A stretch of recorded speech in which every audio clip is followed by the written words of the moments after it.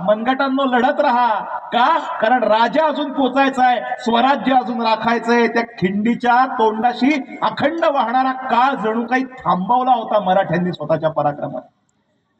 मी ते दृश्य डोळ्यासमोर आणतो, बघायला लागतो तर असं दिसतं की तिथे जे मोठे मोठे पत्थर आहेत त्याच्या मागे काही माणसं बसलेली दिसायला लागतात. जवळ जाऊन बघतो तर असं दिसतं की ते यमाचे, मृत्यूचे दूत आहेत.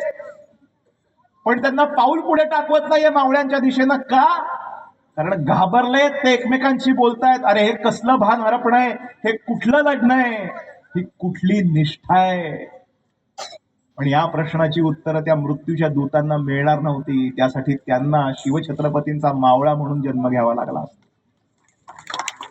कारण ती निष्ठा विकत घेता येत नाही. ती निष्ठा तेव्हाच मिळते जेव्हा राजा तसा असतो. आणि त्यांचं नेतृत्व करणारा हा 52 वर्षांचा बाजीप्रभू देशपांडे नावाचा महावीर, संपूर्ण अंगावर जखमा झाल्या असतील, पागोट कधीच उलटून गेला असेल, मस्तकावर जखमा झाल्या असतील, छाती, पोट, मांड्या, हात, पाय सगळं रक्ताने माखलं असेल. शरीराची एक पातळी लढाईचं अवदान राखून असेल. पण 52 वर्ष, यातली अनेक वर्ष गुलामगिरी बघितलेली आहे या देशाने, मातीनं. असा हा माणूस, परिपक्व झालेला माणूस, जेव्हा त्या खिंडीत पाय रोवून राजा सुखरूप पोचावा म्हणून लढतोय, तेव्हा मला असं वाटतं की मनाच्या, विचारांच्या, देहाच्या एका अज्ञात पातळीवर विचारांची कुठली तरी वेगळीच आवर्तनं चालली असतील की बाजी, हा देश टिकावा, ही माती टिकावी, हा धर्म, ही संस्कृती, ही भाषा टिकावी म्हणून एका मातब्बर जहागीरदाराचा तरणाबांड पोर, ज्याच्या पायाशी या जगातली सगळी सुख आज लोळून घेऊ शकतात, तो पोरगा तहान भुकेची, पावसा पाण्याची, उन्हातानाची पर्वा न करता 18 पगड जातीच्या पोरांना घेऊन या सह्याद्रीच्या डोंगरदऱ्यात रानोमाळ हिंडतोय. स्वतःच्या जीवाची पर्वा न करता बेधडक दुश्मनाच्या गुहेत शिरतोय. असा माणूस 1000 वर्षातनं एकदा जन्माला येतो. आणि तो राखण्याची जबाबदारी बाजी आज देवानं आपल्यावर दिलेली आहे. त्यात कमी पडता कामा नये. आपला देह गेला तर प्राण लढले पाहिजेत, प्राण गेला तर आत्मा लढला पाहिजे, आणि आत्माही गेला बाजी तर आपल्या सगळ्यांचं आज चैतन्य लढलं पाहिजे. पण बाजी आपण आज लढलं पाहिजे आणि शेवटपर्यंत फक्त लढतच राहिलं पाहिजे.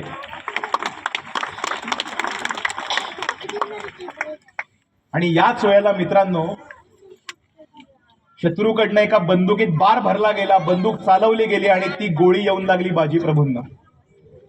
घाव वरमी बसला नव्हता, पण बाजी खाली कोसळले, मूर्छित झाले. बाजींना मागं आणण्यात आलं, पण ते आणत असताना बाकी कुणी, जे किती लोक उरले असतील आता 22-22.5 तासांनंतर, एकानेही आपली जागा सोडली नाही. प्रत्येक जण लढत राहिला. का?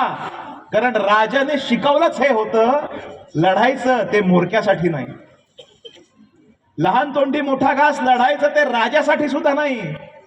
मग लढायचं कशासाठी? तर स्वर्गीय ध्येय असलेल्या हिंदवी स्वराज्यासाठी लढायचंय. आणि जर कशासाठी लढायचंय तर गडागडांवर, दुर्गांवर अभिमानाने फडकणाऱ्या प्राणप्रिय भगव्या ध्वजासाठी लढायचंय. ही सुद्धा खूप अवघड गोष्ट आहे. आणि ही आपल्या लोकांनी पावनखिंडीत केली आहे, आपल्या लोकांनी सिंहगडावर केली आहे, आपल्या लोकांनी या महाराष्ट्रात, हिंदुस्थानात पसरलेल्या सगळ्या रणक्षेत्रांवर केलेली आहे. म्हणून मराठ्यांचा इतिहास आपल्या वाट्याला आलेला आहे, आपल्यापर्यंत पोचलेला आहे. या एक एक क्षणाचे अनंत अनंत उपकार आहेत आपल्यावर.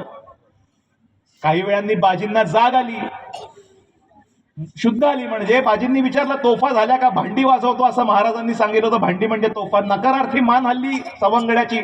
दोन्ही हातात परत शस्त्र घेऊन, उरली सुरली ताकद घेऊन बाजी उभे राहिले, आघाडीवर राहिले. परत हातापायाचा आणि तोंडाचा पट्टा सुरू झाला. जय भवानी, हर हर महादेव करून बाजी परत दुश्मनाला अंगावर घ्यायला लागले. त्याच द्वेषानं बांधल मावळे उरलेले अजूनही लढत होते. हे सगळे जण त्यावेळेला जे लढत होते ना, मला असं वाटतं हे त्यावेळेला शिखर शिंगणापूरच्या महादेवाला, कोल्हापूरच्या अंबाबाईला, इथेच पलीकडे बसलेल्या ज्योतिबाला, त्या खंडोबाला आणि तुळजापूरच्या भवानीला एकच मागणं मनोमन मागत असतील की आई,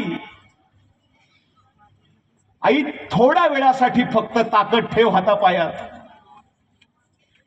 हवं तर उसनी दे कर्जाने दे, आम्हाला माहितीये तू जे काही देशील ते या जन्मात तर त्याची परतफेड करता येणार नाहीये, पण तू जे काही देशील आई जगदंबे पुढच्या जन्मात तुझ्या पायावर व्याजासकट फेडीन, फक्त आत्ता ताकद कमी पडू देऊ नकोस. मित्रांनो, बाजी प्रभू लढत होते, शेजारी सख्खा भाऊ मरून पडलाय, सख्खा मोठा भाऊ. दुःख परत तेच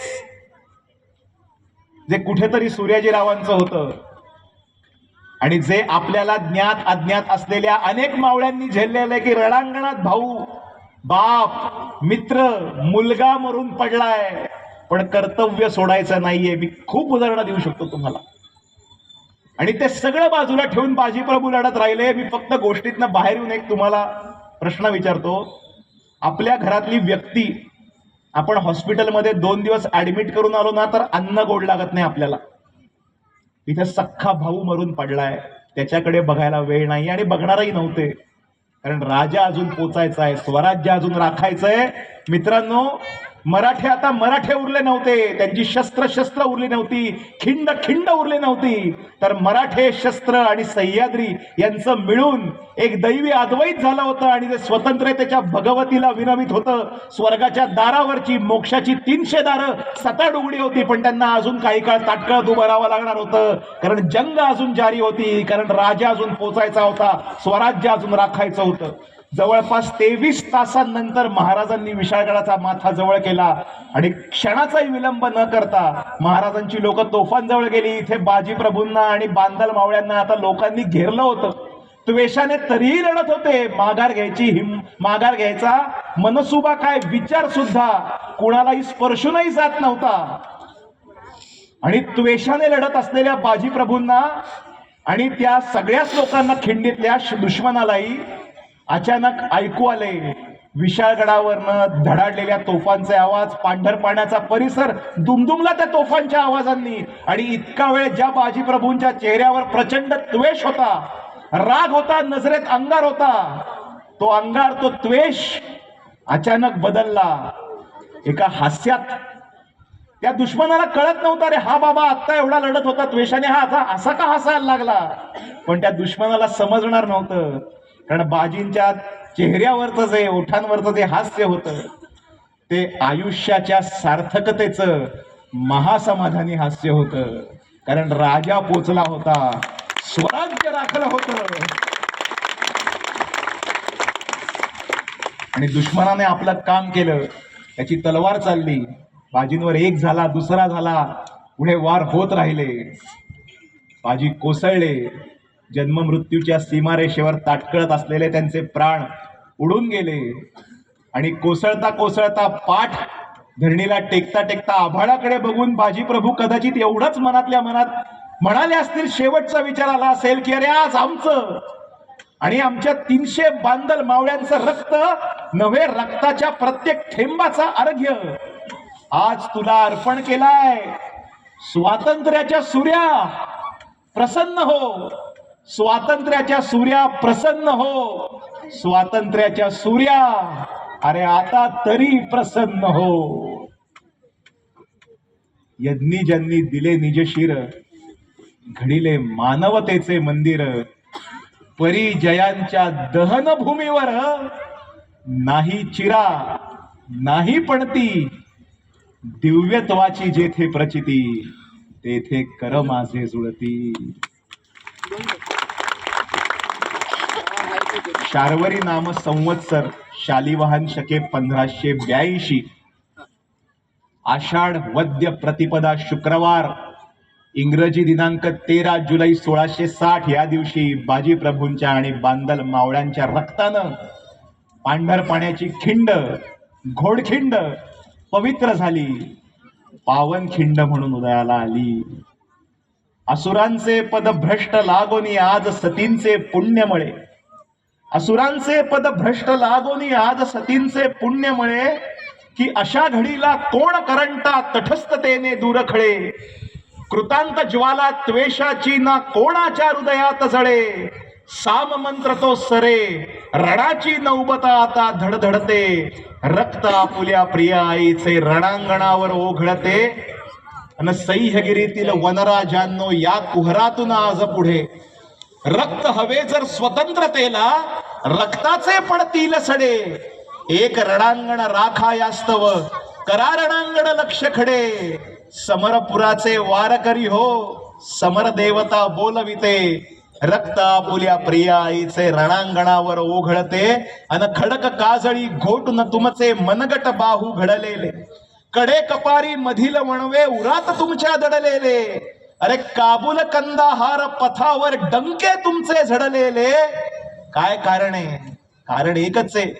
काबुल कंदाहार पथावर डंके तुमचे झडलेले, कारण शिवतेजाची दीपमाळ पाठीशी आपुल्या पाजळते. रक्त आपुल्या प्रिया आईचे रणांगणावर ओघळते.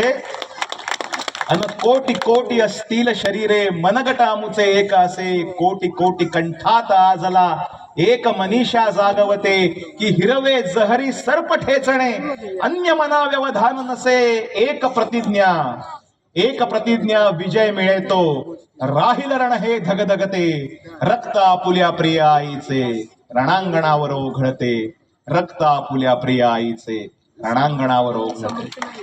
आई जगदंबे तुझा उदो उदो, आई भवानी तुझा उदो उदो. येळकोट येळकोट जय मल्हार. भैरवाच्या नावानं सांग भलं. हर हर महादेव, हर हर महादेव, हर हर महादेव. धन्यवाद. जोरदार टाळ्या झाल्या पाहिजे. सर्वांनी स्टँडिंग ओव्हेशन दिलं पाहिजे. आज खरी 19 फेब्रुवारी